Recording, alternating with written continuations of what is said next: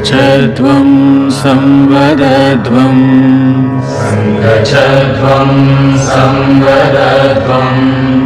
संवो मनांसि जानताम्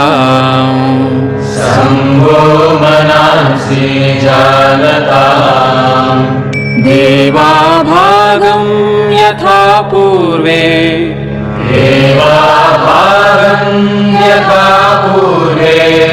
संजानाना उपासते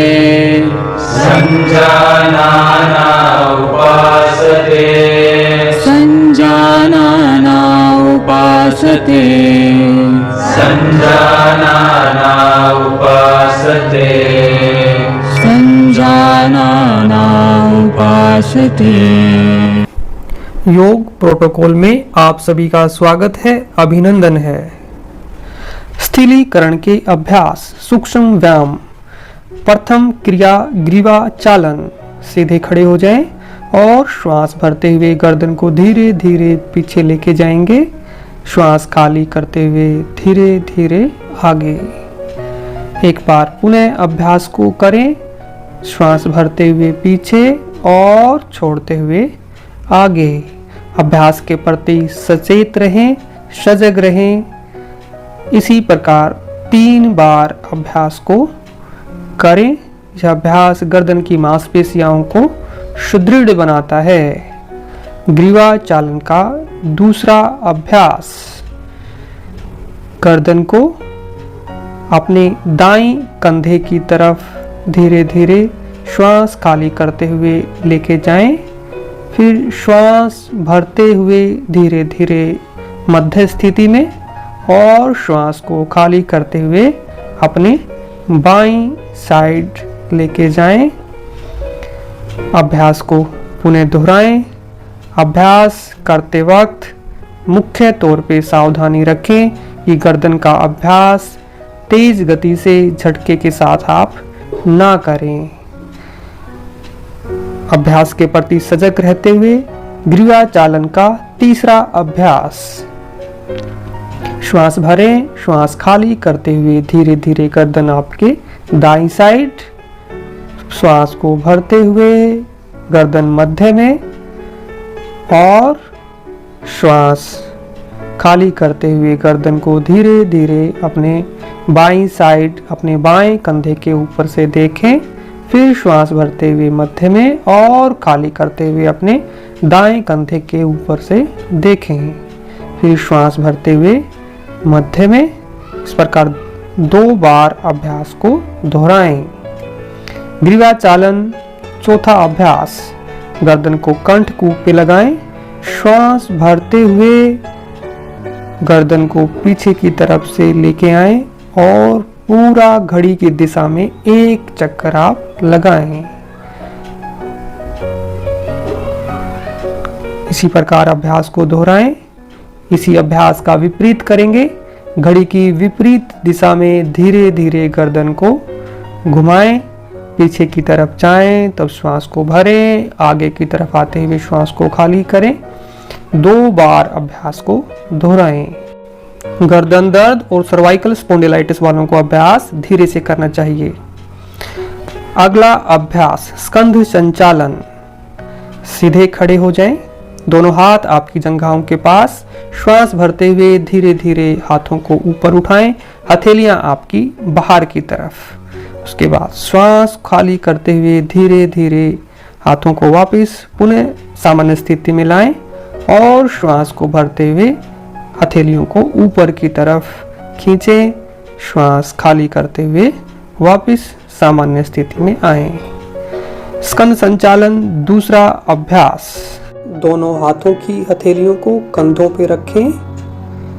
श्वास भरते हुए आधा चक्कर ऊपर की तरफ, फिर श्वास खाली करते हुए नीचे की तरफ आएंगे। अभ्यास के प्रति सचेत रहते हुए 3 बार अभ्यास को दोहराएं। इसी अभ्यास को घड़ी की विपरीत दिशा में 3 बार दोहराएं। यह अभ्यास सर्वाइकल स्पॉन्डिलाइटिस को दूर करता है। अगला अभ्यास कटी चालन क्रिया। श्वास भरते हुए दोनों हाथों को सामने से उठाएं। और धीरे धीरे श्वास को खाली करते हुए अपनी दाईं साइड जाएं। फिर श्वास भरते हुए सामने, इसी को विपरीत दिशा में दोहराएं। यह अभ्यास हृदय रोगियों को सावधानी पूर्वक करना चाहिए। पीठ दर्द, स्लिप डिस्क वाले अभ्यास को ना करें। मासिक धर्म के समय भी इस अभ्यास को नहीं करना चाहिए।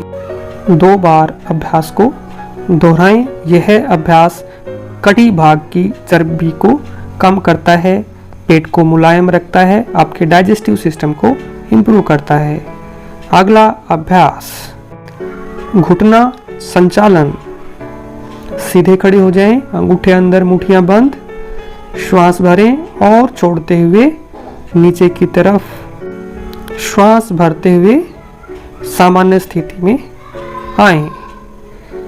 एक बार पुनः इसी अभ्यास को दोहराएं। यह अभ्यास आपके नी ज्वाइंट और हिप्स ज्वाइंट को मजबूत करता है। आर्थराइटिस वाले इस अभ्यास को ना करें। अगला अभ्यास खड़े होकर किए जाने वाले आसन। प्रथम आसन ताड़ासन। संपादासन में खड़े हो जाएं। दोनों हाथों को सामने से इंटरलॉक करेंगे, हथेलियां बाहर की तरफ, श्वास भरते हुए अपने हाथों को ऊपर की तरफ खींच दें।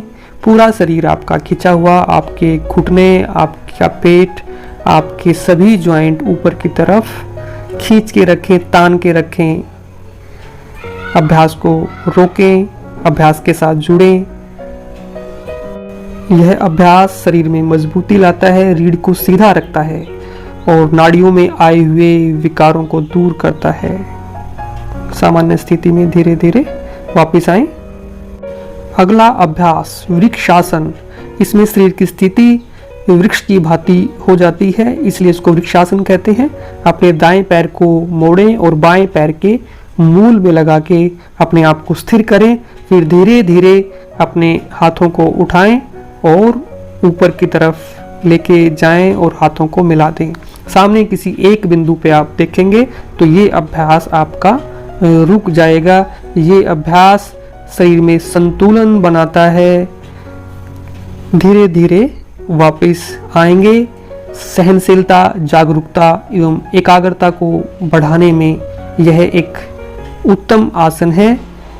जिनको आर्थराइटिस और चक्कर आते हों वो इस अभ्यास को सावधानी पूर्वक करें। इसी अभ्यास को दूसरी साइड से करते हुए शरीर को स्थिरता प्रदान करें। जिनको आर्थराइटिस है, चक्कर आते हों वो इस अभ्यास को ना करें। अब धीरे धीरे सामान्य स्थिति में आएं। अगला अभ्यास पाद हस्त आसन। जिनको कमर दर्द है, कमर में जकड़न है, स्लिप डिस्क या साइटिका की प्रॉब्लम है वो इस अभ्यास को ना करें। श्वास भरते हुए धीरे धीरे हाथों को ऊपर उठाएं, फिर कमर को सीधा रखते हुए श्वास को खाली करते हुए घुटनों में सिर लगाने का प्रयत्न करें और अभ्यास को रोकें। यह अभ्यास मेरुदंड को लचीला बनाता है, जठराग्नि को प्रदीप्त करता है, उदर भाग की चर्बी को कम करता है। धीरे धीरे श्वास को भरते हुए सामान्य स्थिति में आएं। अगला अभ्यास अर्ध चक्रासन। जिनको बीपी हाई, चक्कर आते हों व हृदय संबंधी कोई समस्या हो तो वो अभ्यास को ना करें। दोनों हाथ कटी भाग पे और धीरे धीरे श्वास को भरते हुए पीछे की तरफ, यहाँ पर सामान्य श्वास पर श्वास लें। यह अभ्यास मेरुदंड को लचीला बनाता है। सर्वाइकल स्पॉन्डिलाइटिस वालों के लिए एक अच्छा अभ्यास है व मेरु तंत्रिकाओं को मजबूत बनाने वाला अभ्यास। अगला अभ्यास त्रिकोण आसन। स्लिप डिस्क, साइटिका व पेट में सर्जरी है तो यह अभ्यास ना करें। धीरे धीरे दोनों पैरों को खोलें, 3 से 4 फीट का फासला, दोनों हाथ आपके जमीन के समानांतर और दाएं पैर को सीधा करते हुए दायां हाथ धीरे धीरे दाएं पैर के पंजे के पास ले जाएं और दृष्टि आपकी ऊपर आसमान की तरफ अपनी हथेली को देखें। इसी स्थिति में बने रहें। यह अभ्यास मेरुदंड को लचीला बनाता है। अब इसी अभ्यास को दूसरी दिशा से करेंगे। अब बाएं पैर के पंजे को सीधा करें और धीरे धीरे कमर से मोड़ते हुए अपने हाथ को बाएं पैर के पंजे के पास रखें। दृष्टि आपकी ऊपर के हाथ की हथेली की तरफ। यह अभ्यास आपकी पिंडलियों को, जांघों को मजबूत बनाता है। कटी भाग की मांसपेशियों को यह अभ्यास मजबूत बनाता है। कमर के ऊपर अतिरिक्त चर्बी को कम करता है। बैठकर किए जाने वाले अभ्यास। प्रथम अभ्यास दंड आसन। दोनों पैरों को कैचीनुमा बनाएं और धीरे से आप बैठ जाएं। उसके बाद दोनों पैरों को सीधा करें। हाथ आपके नितंबों के पास रहेंगे। कमर को सीधा करें, पैर आपके सीधे। सामान्य श्वास पर श्वास लें। यह अभ्यास शरीर को दृढ़ता प्रदान करता है। अगला अभ्यास भद्रासन। साइटिका व अधिक अर्थराइटिस के पेशेंट इस अभ्यास को ना करें। दोनों पैरों को अंदर की तरफ मोड़ते हुए अपनी एड़ियों को सिवनी भाग की तरफ लेके आएं, जितना आप लेके आ सकते हैं। कमर को सीधा करें। सामान्य श्वास पर श्वास, दृष्टि सामने की तरफ। यह अभ्यास शरीर को दृढ़ता प्रदान करता है, मस्तिष्क को स्थिरता देता है। गर्भावस्था के दौरान यह अभ्यास करने से प्रसव सामान्य होता है। अगला अभ्यास वज्रासन।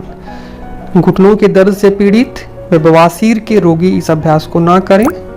अपने दाएं पैर को मोड़ के दाएं नितंब के नीचे, बाएं पैर को मोड़ के बाएं नितंब के नीचे। दोनों हाथ अपने घुटनों के ऊपर, कमर गर्दन को सीधा रखें। सामान्य श्वास पर श्वास लें। खाना खाने के बाद इस अभ्यास को करना चाहिए। ये पाचन शक्ति को मजबूत बनाता है। जंघाएं एवं पिंडलियों की मांसपेशियां भी इस अभ्यास से मजबूत बनती हैं। शरीर में दृढ़ता आती है। अगला अभ्यास अर्ध उष्ट्रासन। बीपी हाई, हृदय रोगी, हर्निया व जिनको चक्कर आते हों वो ये अभ्यास को न करें। वज्रासन से धीरे धीरे घुटनों के बल खड़े हो जाएंगे। अब दायां हाथ दाएं नितंब पे और बायां हाथ बाएं नितंब पे धीरे धीरे श्वास को भरते हुए पीछे की तरफ झुकेंगे। अर्ध उष्ट्रासन। इसको करने से गर्दन व पीठ की मांसपेशियां मजबूत होती हैं। सिर एवं हृदय में रक्त का संचार बढ़ता है। उदर एवं नितंबों की अतिरिक्त वसा इस अभ्यास से कम होती है। थायराइड वालों के लिए एक अच्छा अभ्यास। आप धीरे धीरे जैसे गए थे वैसे ही वापिस आके सामान्य स्थिति में बैठें। अगला अभ्यास उष्ट्रासन। बीपी हाई, हृदय रोगी, हर्निया के रोगी, जिनको चक्कर आते हों व कमर में ज्यादा दर्द हो वो इस अभ्यास को न करें। दोनों हाथों को सामने से उठाते हुए दायां हाथ धीरे धीरे दाएं पैर की एड़ी पे और बायां हाथ बाएं पैर की एड़ी पे रखें। यह अभ्यास दृष्टि दोषों में लाभकारी है। कमर दर्द वालों के लिए एक अच्छा अभ्यास। पाचन क्रिया को दुरुस्त करता है। पेट की अतिरिक्त वसा को ये कम करता है।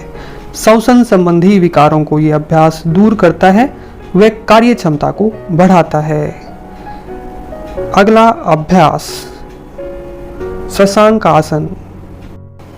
घुटनों के दर्द से पीड़ित व्यक्ति इस अभ्यास को न करें। वज्रासन से दोनों पैरों को आगे की तरफ खोल लें। नितंब आपके जमीन पे, श्वास भरें और श्वास को खाली करते हुए धीरे धीरे अपने मस्तिष्क को जमीन पे रख दें। यह अभ्यास तनाव व चिंता को कम करने वाले अभ्यासों में सबसे अच्छा अभ्यास। जिनको बीपी हाई की समस्या है, तनाव ज़्यादा रहता है, उन्हें ये अभ्यास करना चाहिए। इसके अतिरिक्त यह अभ्यास पाचन क्रिया को दुरुस्त करता है, पीठ दर्द से भी छुटकारा दिलाता है। कब्ज को दूर करने वाला ये अभ्यास जंघाओं की मांसपेशियों को मजबूत बनाता है। आप धीरे धीरे जैसे गए थे वैसे ही वापस आए। अगला अभ्यास उत्तान मंडूकासन। घुटनों का दर्द व जोड़ों के दर्द से पीड़ित व्यक्ति अभ्यास को ना करें। पहले वज्रासन में आए। वज्रासन से दोनों पैरों को आप खोल लें। नितंब आपकी जमीन पे रहेंगे। धीरे धीरे श्वास भरते हुए दोनों हाथों को ऊपर उठाएं। अब दायां हाथ दाएं कंधे पे व बायां हाथ बाएं कंधे पे रखें। कमर गर्दन को सीधा करें, सामने देखें। यह अभ्यास आपके फेफड़ों की कार्य क्षमता को बढ़ाता है। गर्दन दर्द वालों के लिए एक अच्छा अभ्यास पीठ दर्द के लिए भी लाभकारी है। इसके अतिरिक्त श्वसन संबंधी समस्याओं को यह अभ्यास दूर करता है। आप धीरे धीरे जैसे गए थे वैसे ही आप वापस आएं। अगला अभ्यास वक्रासन। यह अभ्यास जिनको उदर में कोई सर्जरी हो रखी है या अधिक पीठ दर्द है या साइटिका की ज़्यादा समस्या है तो वो अभ्यास को न करें। दोनों पैरों को सीधा कर लें। दाएं पैर को मोड़ते हुए बाएं घुटने के पास रखें। अब दाएं ही हाथ को उठाएं और कमर के पीछे रखें। बाएं हाथ को उठाते हुए घुटने को अंदर लेते हुए पैर के पंजे के पास हाथ को रखें और दोनों कंधे आपके एक लाइन में, दृष्टि पीछे की तरफ रहेगी, शरीर खिंचा हुआ। यह अभ्यास मेरुदंड को लचीला बनाता है। मधुमेह के रोगियों के लिए एक बहुत ही अच्छा अभ्यास, कब्जियत दूर करता है, अपच को दूर करता है। धीरे धीरे वापस आएंगे और इसी अभ्यास को दूसरी दिशा से भी दोहराएं। अगले अभ्यास पेट के बल लेटकर किए जाने वाले आसन। पहला आसन मकरासन। आपने बाएं हाथ को आगे की तरफ करें और बाएं करवट लेते हुए अपने पैरों को सीधा कर दें। बाएं हाथ को नीचे व दाएं को उसके ऊपर रखते हुए मस्तिष्क को अपने हाथों के ऊपर रखें, शरीर को ढीला छोड़ें। यह अभ्यास शरीर में स्थिरता लेके आता है, तनाव को दूर करता है। अगला अभ्यास भुजंग आसन। हार्निया के रोगी, पेप्टिक अल्सर है, आपको पेट में कोई सर्जरी हो रखी है तो अभ्यास को न करें। पेट के बल लेटते हुए पीछे से दोनों पैरों को मिलाएं। श्वास भरते हुए नाभि से आगे का हिस्सा उठाएं। दृष्टि आपकी ऊपर की तरफ, दोनों कोहनियां मुड़ती हुई। यह अभ्यास पीठ दर्द व श्वसन संबंधी समस्याओं को दूर करता है व पेट की चर्बी को कम करता है। अगला अभ्यास शलभासन। दोनों पैरों को मिलाएं, दोनों हाथ आपकी जंघाओं के नीचे। श्वास भरते हुए धीरे धीरे पैरों को पीछे से उठाएं और अपने घुटने मुड़ने ना दें, पीछे की तरफ उनको खींच के रखें। यह अभ्यास साइटिका एवं पीठ के निचले हिस्से की पीड़ा का निवारण करता है, पाचन संबंधी समस्याओं को दूर करता है, फेफड़ों को मजबूत बनाता है। अगला अभ्यास मकरासन। मकरासन में विश्राम करेंगे। यह आरामदायक आसन, दो आसनों के बीच में किए जाने वाले अभ्यास तनाव को दूर करता है, चिंता को दूर करता है, पूरे शरीर में स्थिरता लेके आता है। अभ्यास के दौरान जो थकान शरीर में होती है उस थकान को ये अभ्यास दूर करता है। जब भी आपको रिलैक्स करना हो तो ये अभ्यास सर्वोत्तम अभ्यासों में से एक, तनाव को तुरंत दूर करने वाला अभ्यास। आगे के अभ्यास कमर के बल लेटकर किए जाने वाले आसन। प्रथम अभ्यास सेतु बंध आसन। जमीन में लेट जाएं, फिर धीरे धीरे अपने दोनों पैरों के घुटनों को मोड़ें और दोनों हाथों से दोनों पैरों की एड़ियों को पकड़ें। उसके बाद श्वास को भरते हुए धीरे धीरे कमर को बीच से उठाएं। यह अभ्यास तनाव से मुक्ति दिलाता है, कमर में आए हुए विकारों को दूर करता है। साइटिका के लिए, लोअर बैक के लिए एक सर्वोत्तम आसन, पाचन क्षमता को बढ़ाने वाला ये अभ्यास। इसके अलावा उदर में कसावट आपके लेके आता है, पेट की एक्स्ट्रा चर्बी को यह अभ्यास कम करता है। धीरे धीरे सामान्य स्थिति में आएं। अगला अभ्यास उतान पादासन। दोनों पैरों को सीधा करके जमीन पे लेटें। श्वास भरते हुए धीरे धीरे पैरों को 30 डिग्री तक उठाएं और पैरों को आगे की तरफ खींच के रखें। जिनको नाभि की प्रॉब्लम है, जिनकी नाभि डिगती है, तो उनके लिए एक सर्वोत्तम आसन है। उदर भाग की चर्बी को कम करता है, मणिपुर चक्र को संतुलित करता है। धीरे धीरे सामान्य स्थिति में आएं। अगला अभ्यास अर्ध हल आसन। जिनको लोअर बैक की समस्या है वो इस अभ्यास को ना करें। धीरे धीरे श्वास को भरते हुए पैरों को 30 डिग्री तक उठाएं और रोक के रखें। उसके बाद पैरों को 60 डिग्री तक लेके जाएं, पैरों के पंजे आगे की तरफ आपके खींचे हुए, और फिर 90 डिग्री पे पैरों को लेके आएंगे। पैरों को ऊपर की तरफ आप खींचें और रोक के रखें। यह अभ्यास उदर भाग की चर्बी को कम करता है, कब्जियत से छुटकारा दिलाता है। तनावग्रस्त व्यक्तियों के लिए अत्यंत ही लाभकारी ये अभ्यास यह अभ्यास चेहरे पे ओज और तेज की वृद्धि करता है। धीरे धीरे वापस आएंगे, पहले 60 पे, 60 से 30 और फिर दोनों पैरों को जमीन पे रख देंगे। अगला अभ्यास पवन मुक्तासन। गर्भावस्था के दौरान ये अभ्यास न करें। जो साइटिका के पेशेंट हैं वो भी इस अभ्यास को धीरे से या किसी की देखरेख में ही करें। दोनों घुटनों को मोड़ें, दोनों हाथों से दोनों घुटनों के ऊपर ग्रिप बनाते हुए अपनी तरफ खींचें, फिर श्वास को खाली करते हुए अपने नासिका को, अपने मस्तिष्क को दोनों घुटनों के मध्य में रखें। यहाँ सामान्य श्वास पर श्वास लें। यह अभ्यास उदर की वायु से मुक्ति दिलाता है, अपान वायु का निष्कासन करता है, कब्ज से आपको राहत दिलाता है, मेरु तंत्रिकाओं को ठीक करता है, तनाव से मुक्ति दिलाता है, पेट की समस्याओं जैसे अपच इत्यादि को दूर करने के लिए सर्वोत्तम अभ्यासों में से एक अभ्यास। सामान्य स्थिति में आए। अगला अभ्यास शवासन। इसमें शरीर की स्थिति शव की भांति होती है, इसलिए इसको शवासन कहते हैं।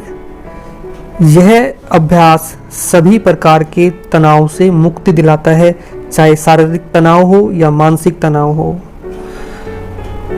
जमीन पे कमर के बल लेटते हैं, एड़ियां अंदर की तरफ, पंजे बाहर, हथेलियां आसमान की तरफ, शरीर को ढीला छोड़ते हुए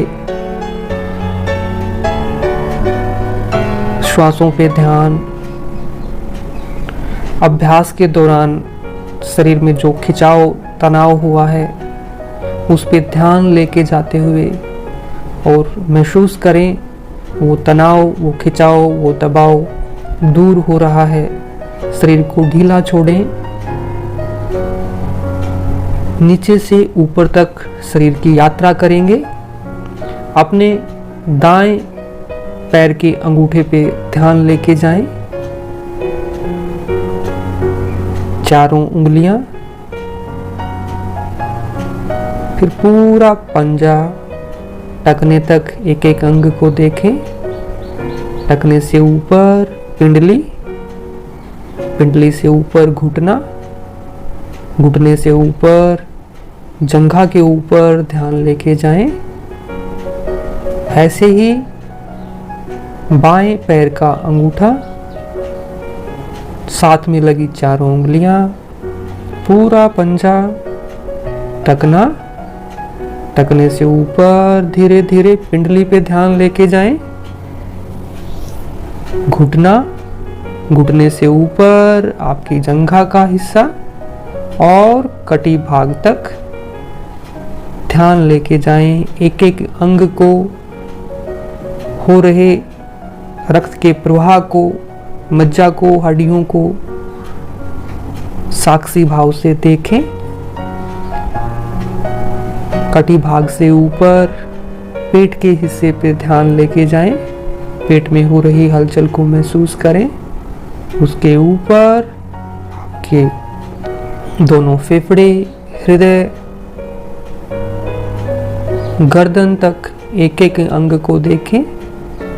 नीचे से आपके मेरुदंड पे ध्यान लेके जाएं। पीछे दोनों किडनियां और ऊपर गर्दन तक एक एक अंग को देखते हुए, शरीर को स्थिर करते हुए अब दाएं हाथ के अंगूठे पे ध्यान, साथ में लगी चारों उंगलियां, हथेली, कलाई पे ध्यान लेके जाते हुए कोहनी तक आए। कोहनी से ऊपर धीरे धीरे कंधे तक।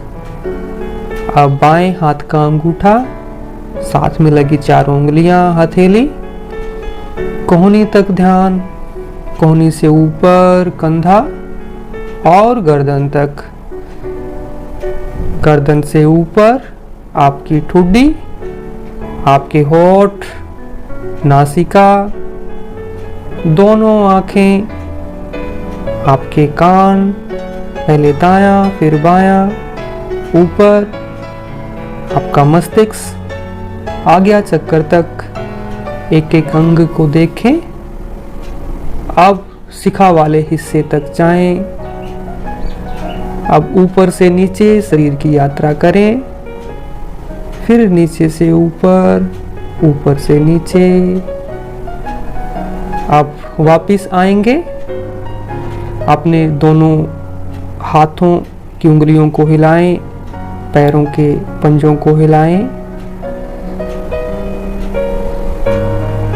धीरे धीरे वापस आएं, अपने पैरों को हिलाएं, हाथों को हिलाएं। अब अपने बाएं हाथ को आगे की तरफ लेके जाएं और अपनी बाएं करवट लेते हुए अपने स्थान पे बैठ जाएं। कुछ समय इसी स्थिति में बने रहें। अगले अभ्यास क्रियाएं व प्राणायाम। प्रथम अभ्यास कपाल भाती क्रिया।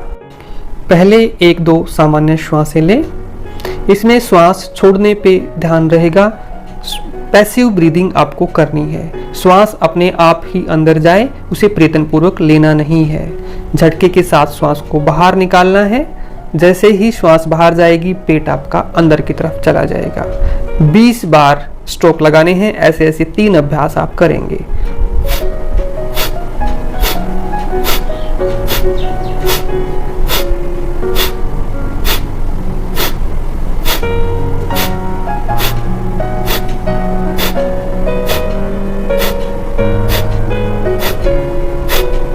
जैसे ही 1 राउंड पूरा होता है, 1-2 सामान्य श्वासें आप लेंगे। हृदय रोगी, बीपी हाई के पेशेंट इस अभ्यास को ना करें। जिनको पेप्टिक अल्सर है या पेट में कोई सर्जरी हो रखी है, वो भी अभ्यास को ना करें। स्लिप डिस्क या कमर दर्द ज़्यादा है तो किसी योग शिक्षक से ज़रूर परामर्श करें।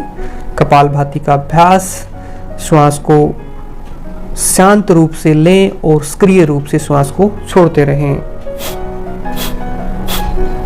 यह अभ्यास समस्त कफ रोगों को दूर करता है। जिनको ठंड ज़्यादा लगती है, अस्थमा की समस्या है, वो नित्य इस अभ्यास को करें। श्वसन संबंधी रोगों के उपचार के लिए काफ़ी सहायक ये क्रिया। अगला अभ्यास अनुलोम विलोम प्राणायाम। कमर गर्दन को सीधा करें, प्रणव मुद्रा बनाएं। पहली 2 उंगलियों को मोड़ के अंगूठे से दबाएं। दोनों हाथ घुटनों पे रखें। अब यहाँ से अपने दाहिने हाथ को उठाएं, बगल में लेके जाएं। अंगूठे से अपनी दाईं नासिका को बंद करें। बाईं से धीरे धीरे श्वास को भरें। अंगूठे को हटाते हुए दाईं नासिका से राइट नोस्ट्रल से श्वास को खाली करें। फिर अपनी दाहिनी नासिका से धीरे धीरे श्वास भरें और बाईं से खाली करें। यह 1 चक्कर अनुलोम विलोम है। ऐसे ही 5 चक्कर आपको लेने हैं। एकाग्र भाव से श्वासों के प्रति सचेत रहते हुए अनुलोम विलोम का अभ्यास करें। यह अभ्यास पूरे शरीर को बैलेंस करता है, प्राण शक्ति को बढ़ाता है, शरीर को चैतन्यवान बनाता है। शरीर में कोई भी चीज कम है या ज्यादा है, उसको बैलेंस करता है। ईड़ा और पिंगला जो नाड़ियों का मिलन है, वो आपको समस्थिति में लेके जाता है। अब अपनी बाईं ही नोस्ट्रल से श्वास को खाली करते हुए धीरे धीरे सामान्य स्थिति में आए और 1-2 सामान्य श्वासें लें। अगला अभ्यास शीतली प्राणायाम। यह अभ्यास शरीर में शीतलता लेके आता है। अधिक ठंड में बीपी हाई के जो पेशेंट है या जिनको ठंड ज़्यादा लगती है, वो इस अभ्यास को ना करें। दोनों होठों को गोल बनाएं, जीवा को होठों के बीच में रखें और धीरे धीरे जीवा से श्वास को भरें। थोड़ा होल्ड करके दोनों नासिकाओं से श्वास को बाहर छोड़ दें। यह अभ्यास भूख और प्यास का शमन करता है, कफ और पित्त से होने वाले रोगों को दूर करता है व अपच की समस्याओं से राहत दिलाता है। अगला अभ्यास भ्रामरी प्राणायाम। कमर गर्दन को सीधा करें, दोनों हाथों को ऊपर उठाते हुए अंगूठे से अपने दोनों कान बंद करें। बाकी की 4 उंगलियां अपनी आंखों के ऊपर रखें। लंबी गहरी श्वास भरें, होठों को बंद करें।